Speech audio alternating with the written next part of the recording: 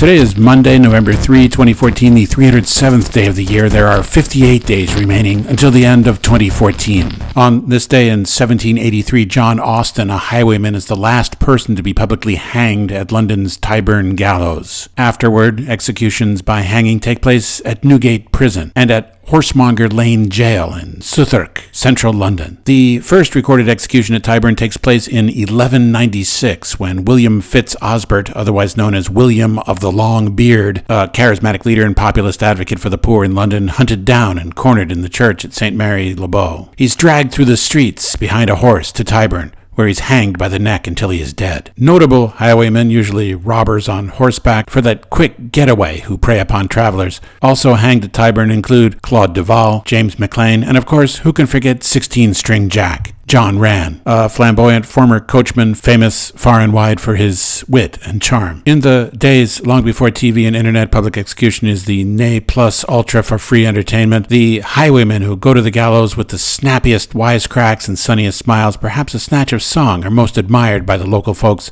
who show up to watch and cheer on the condemned. 16-string Jack, for one, is remembered for inviting 7 women to his final meal in prison on the evening before his hanging, and for engaging in cheerful banter with the hangman and those onlookers in attendance, then dancing a merry swift-footed jig before being stretched there at Tyburn at the age of 24. Begging for last-minute mercy, extremely bad form because number 1, it's useless, you aren't going to get it, and number 2, it takes all the fun out of the spectacle. On this day in 1883, self-described Black Bart, the poet, commits his last California stagecoach robbery, and wounded is tracked down, tried, and sentenced to 6 years in San Quentin Penitentiary. Born 1829 in Norfolk, England, Charles Earl Bowles, known as Black Bart, robs Wells Fargo stagecoaches in Northern California and along the Siskiyou Trail between California and Oregon between July 26, 1875, in Calaveras County between Copperopolis and Milton, and this day in 1883,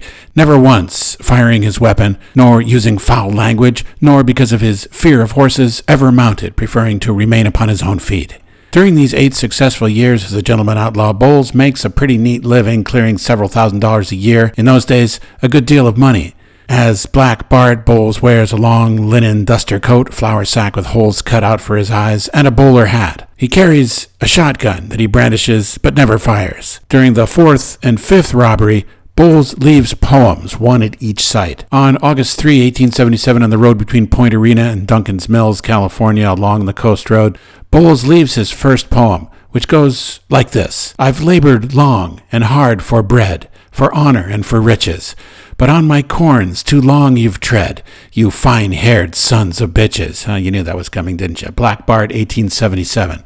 The following summer, on July 25, 1878, along the road from Quincy to Oroville, Bowles leaves the second. Here I lay me down to sleep, to wait the coming morrow, perhaps success, perhaps defeat, and everlasting sorrow. That come what will, I'll try it on, my condition can't be worse. And if there's money in that box, 'tis money in my purse.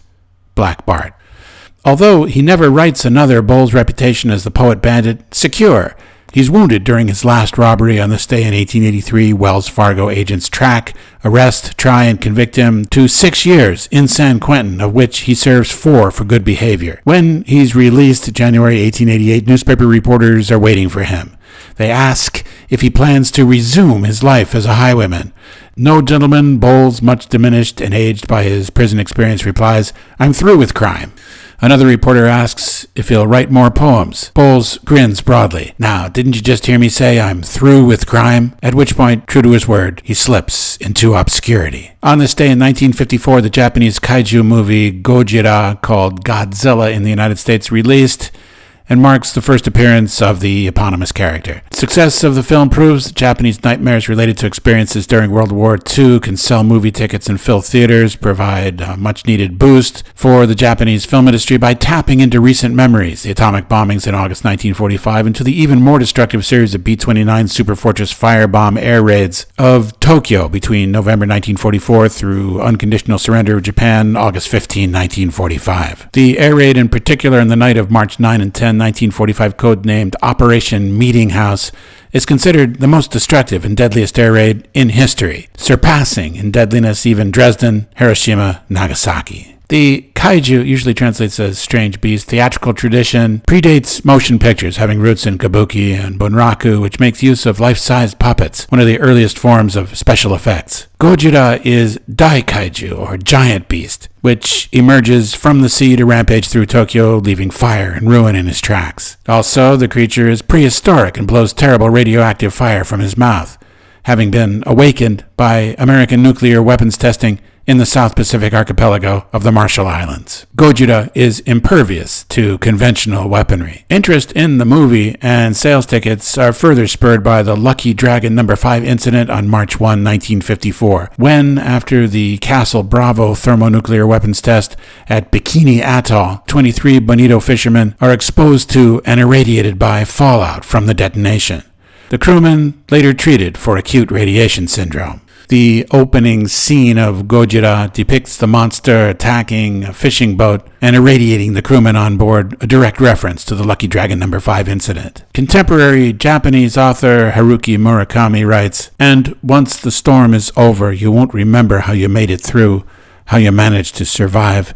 You won't even be sure, in fact, whether the storm is really over. But one thing is certain, when you come out of the storm, you won't be the same person who walked in." From Rutland, Vermont, this is Richard Alcott speaking.